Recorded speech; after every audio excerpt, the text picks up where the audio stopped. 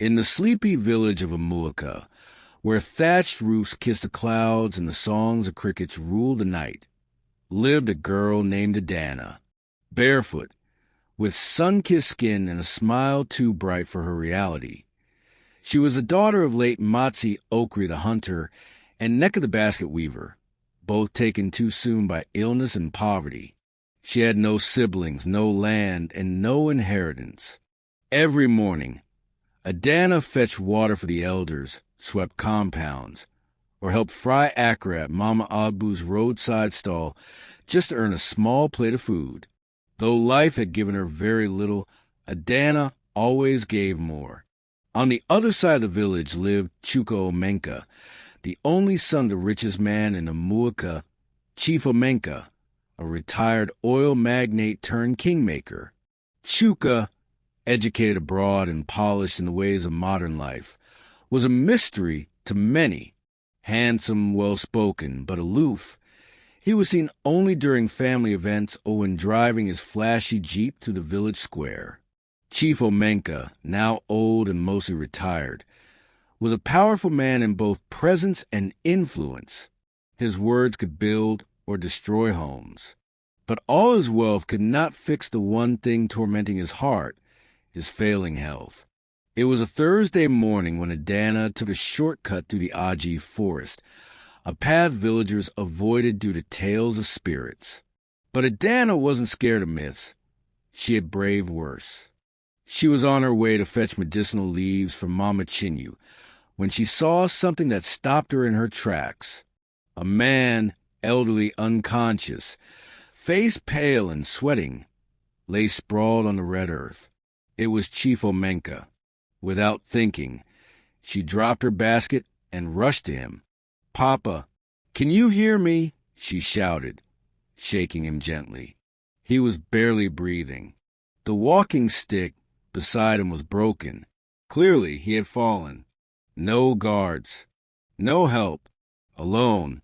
She tore apart her wrapper, fanned him, used her water to clean his face, and shouted until nearby farmers came running. Together, they lifted the frail chief and rushed him home. She didn't wait for thanks. She simply walked away. The next day, a convoy of cars stormed her compound, a crumbling hut with leaking roof and dusty compound. Chuka himself stepped out, followed by 2 guards. "Are you Adana?" he asked. She nodded, frightened. "My father said you saved his life. He asked to see you." Before she could respond, she was ushered into the car and driven to the Omenka mansion. Her eyes widened at the marble floors, gold-trimmed chairs, and chandeliers. In the inner room, Chief Omenka sat upright, weak but alive. "My daughter," he smiled, "you have done what many would not. You gave your all for a man you barely knew." He gestured to Chuka.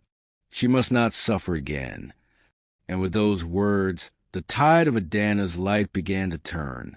The village buzzed with gossip the next market day. "Have you heard?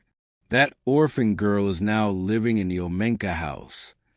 They say she eats 3 times a day with Mito. She's wearing lace wrapper now. You see her hair? Style like a city girl." But it wasn't just food and clothing.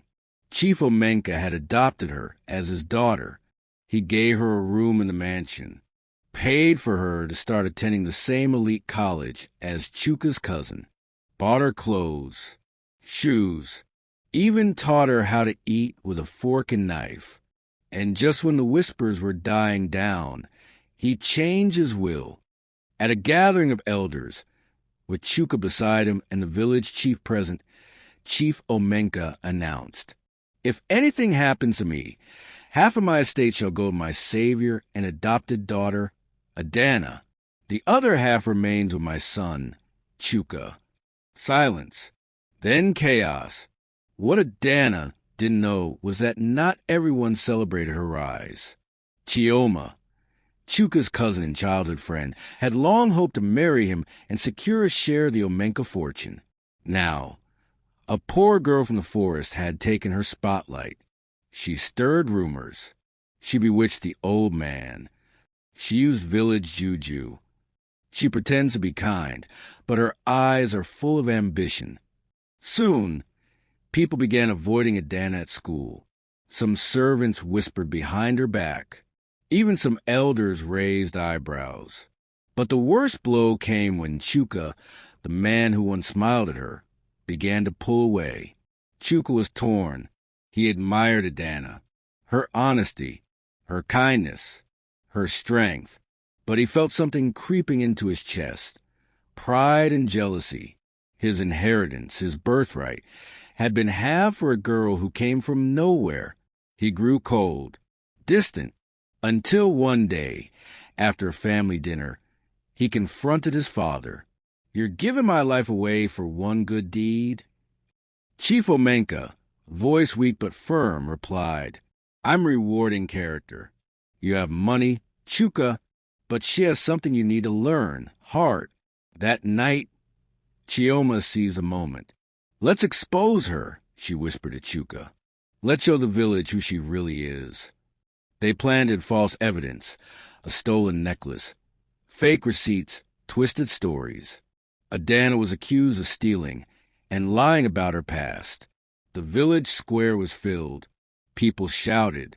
Some demanded she be thrown out of the mansion. Others called her a fraud. Adana, in tears, pleaded, "I have never taken what wasn't mine. I helped the chief not because of gain, but because it was right." Chief Omenka, hearing the commotion, called the elders and ordered a proper investigation. Within days, the lies unraveled. Chioma confessed under pressure. Chuka, ashamed, admitted his jealousy.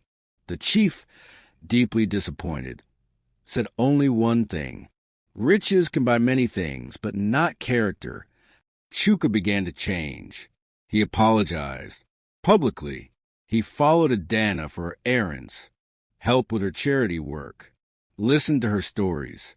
Slowly, love bloomed, not the kind born of pity or wealth, but respect and shared values. 2 years later, the village stood still. Adana, in a flowing white lace gown, walked down the village chapel aisle. Chuka stood waiting, eyes misty. The orphan girl had become not just a daughter of the land, but its pride. Chief Omenka, frail but smiling, gave his final blessing that day. "I gave her a name, but she gave me a legacy." Sometimes, the poorest in money are the richest in heart. And when kindness meets destiny, even the world must stop and watch.